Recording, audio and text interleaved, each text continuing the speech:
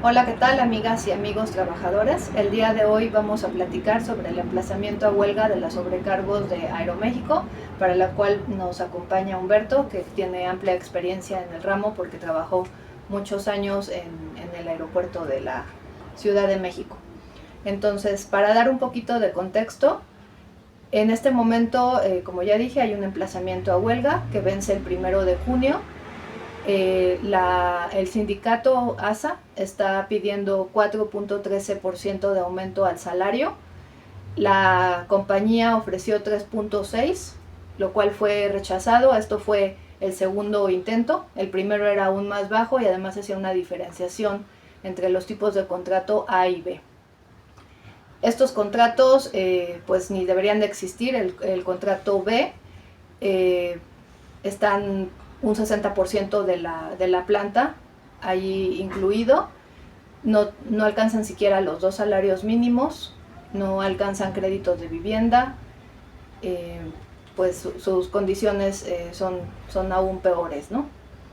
Y bueno, es importante esta lucha porque, bueno, cualquier lucha de la clase obrera, ¿no? Pero están en un lugar estratégico como es el aeropuerto, que transporta un 60% de la carga de todo el país.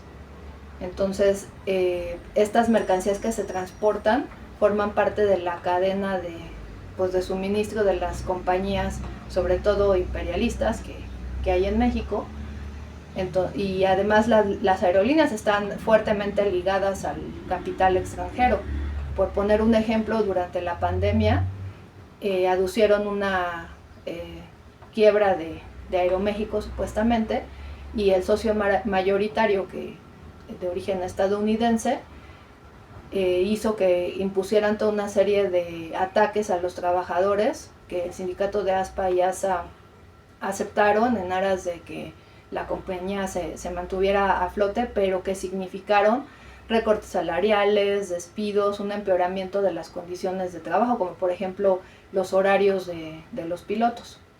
Entonces, actualmente esta lucha que se está llevando a cabo, hay enojo hacia la dirección por parte de las bases, y esto es algo muy importante que nos va a ampliar ahora Humberto, cuál debería ser el posicionamiento, ¿no?, respecto de este tema tan importante. Bueno,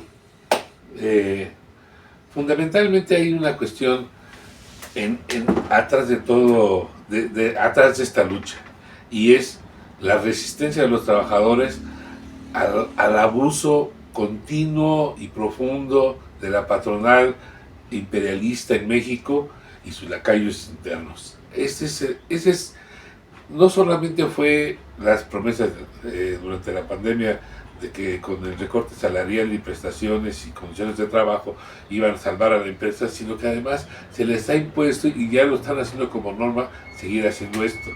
Esta resistencia de los trabajadores ha implicado pues, la pérdida de salarios, la pérdida de poder adquisitivo, pero ahora en esta revisión que tiene el emplazamiento para el 1 de junio, el problema es cuál es la estrategia para ganar, y es ahí donde está el problema que tú mencionabas. O sea, el disgusto de los trabajadores, de sectores de los trabajadores, de que no ven que haya una estrategia para ganar la huelga. O sea, y el punto es exactamente discutir qué se necesita para llevar la huelga adelante. Sí, por ejemplo, sacar a la huelga de su aislamiento, ¿no? Pero esto no se puede hacer si no se confrontan las divisiones que existen tanto al interior del propio gremio de las sobrecargos, como por ejemplo esto de la división en contratos A y B, pero también en el aeropuerto, porque el aeropuerto está dividido por muchos oficios, ¿no? Están los trabajadores de rampa, están los pilotos, están los controladores aéreos, y además a veces dentro de ese mismo gremio existen varios sindicatos. Entonces se necesita una estrategia para poder ir contra esas divisiones que son usadas por la misma compañía, para beneficiarse ellos de tener aisladas las luchas de los trabajadores. Entonces creo que de elegirse una nueva dirección, este tendría que ser uno de los puntos principales que se retomara, ir contra las divisiones, como por ejemplo con lo de los contratos. Claro que sí. Bueno, para empezar, esto de contratos diferenciados entre A y B, que la diferencia es que unos ganan más y otros menos, es decir, los dos ganan menos de menos, obviamente, no son buenos salarios en Aeroméxico de ninguna manera, pero ¿cómo es posible que se acepte que a un trabajo igual, salario diferente? Ujú. Es decir, ¿cuánto para una sobrecargo de contrato A está alrededor de los 20,000 pesos? O sea, para una trabajadora o trabajador sobrecargo, pues está alrededor de los 12,000, 13,000 pesos, a duras penas llegan a los dos salarios mínimos. O sea, por exactamente el mismo trabajo. Entonces, no es posible aceptar eso, no es posible aceptarlo. Pero yendo al interior del sindicato, lo que puede unificar a los trabajadores es que se pongan de acuerdo en cómo ganar la huelga. Y un punto, tú lo acabas de mencionar y es clave en esta cuestión, no puede ser una huelga aislada. O sea, ese es el punto.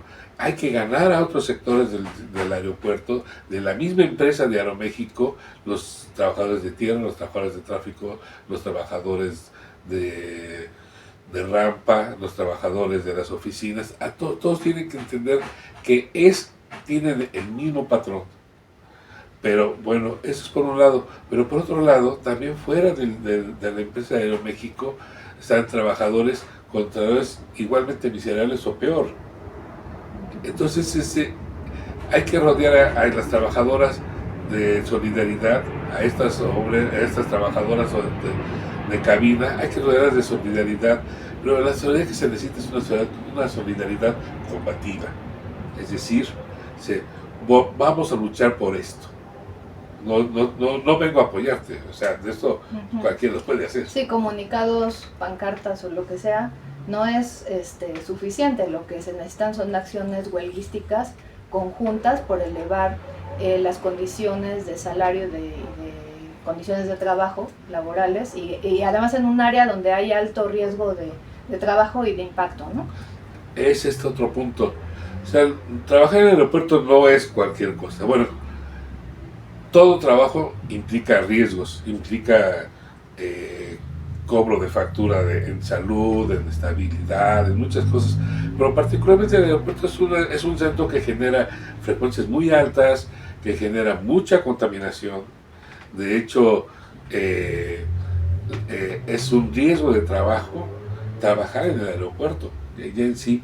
Pero particularmente los trabajadores de cabina tienen además un trabajo que los va a impactar necesariamente, porque están sujetos a cambios de presión y constantemente. No hay medida precautoria que pueda aliviar o prevenir que sufran desgastes por esto.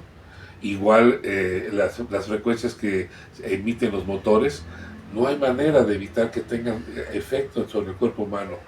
Pero bueno, esto debe ser, se debe recompensar, debe reflejarse. Los trabajadores deben tener seguros de trabajo especiales, de riesgos especiales y también seguros de retiro especiales pagados por la empresa. Ellos están dando su salud, su esfuerzo y su dedicación a una empresa que finalmente el día que no les sirvan los va a botar para un afore que no te va a dar casi nada. Esto me lleva al punto. Bueno, eso es bien importante, ¿no? Ahora está habiendo unas luchas de la CENTE justamente contra estos fraudes de las afores, que los que ganan son las financieras que andan ahí haciendo sus negocios con el dinero del retiro de los trabajadores, ¿no? Y además hay que poner esto en un contexto más amplio, que es qué está ocurriendo ahora con la presidencia de Trump, que está apretando los tornillos a sus socios, a las semicolonias, como es el caso de México, y eso lo único que puede significar son más ataques a las condiciones de la clase obrera y pues un empeoramiento de la vida en general, servicios hospitalarios, en la educación. Entonces, esto plantea amalgamar las luchas salariales y laborales con la defensa del país. Y estas cosas van junto con pegado, no es una en detrimento de otra, como nos hace creer esta unidad nacional que es impulsada muchas veces por las dirigencias sindicales. Claro, y el punto es realmente darle una cara a esta ofensiva imperialista. O sea, siempre hemos sido saqueados, hemos sido la colonia de Estados Unidos por excelencia, y siempre ha habido aquí un pillaje profundo, pero ahora hay un apretón de tuercas, vamos más al fondo, y se necesita ponerle un hasta aquí. Solamente los trabajadores con su posición en la producción estratégica, y particularmente los que están en sectores de comunicaciones y transportes, como la aviación, como los puertos, como las carreteras, tienen un papel fundamental, por no mencionar ya los petroleros, por no mencionar una serie de trabajadores más. Pero el punto es no lograr no ser tan castigados, no ser un trato preferencial. Se trata de imponer los intereses de los trabajadores frente a la rapiña imperialista.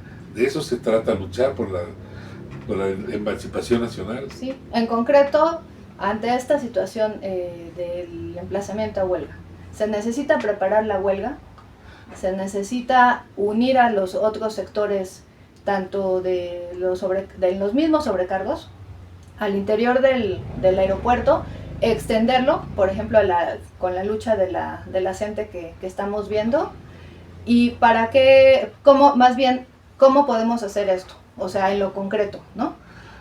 Podemos hacer un comité de huelga que reúna fondos suficientes para que si hay una huelga no estén padeciendo, no estén chantajeando los patrones a como se les antoje. Mandar delegados a los otros sindicatos, a las bases, y que vean que una victoria de la huelga de los sobrecargos va a poner en mejor posición a todos en su conjunto. Y por el contrario, una derrota, pues, ¿qué va a significar? Que la patronal va a poder dar lo que se le antoje al resto de los trabajadores. ¿Alguna conclusión que nos Pues rápidamente regalar, Humberto? Qué bien que mencionas esta de los trabajadores al interior del sindicato, porque en el sindicato hay trabajadores de varias empresas. O sea, es decir, en NASA están sobrecargos de Volaris, sobrecargos de otras empresas que son parte de la aviación nacional. Ellos también, o sea, su sindicato, una parte de su sindicato podría entrar a una huelga. Eso es muy importante. Los comités de huelga no solamente deben ser administradores de los recursos de la huelga, sino poner esos recursos a disposición de ampliar la huelga, de no dejar que esté aislada. Y esa práctica es la que hace ganar las luchas. No podemos tener confianza en el arbitraje del Estado, de un Estado que está buscando negociar con el imperialismo. No podemos tener confianza en dirigentes sindicales que creen que ahora hay que hay que tener un acuerdo nacional con el gobierno, que ese mismo gobierno está llevando a cabo los topes salariales, está imponiendo las condiciones del imperialismo. No podemos. O sea, el trabajador debe confiar en sus propias fuerzas y en su propia organización. Y a mí me parece que por ahí debe ir la cuestión. Bueno, pues esas son nuestras apreciaciones de rápido. Les agradecemos que nos hayan escuchado y síganos para futuros encuentros.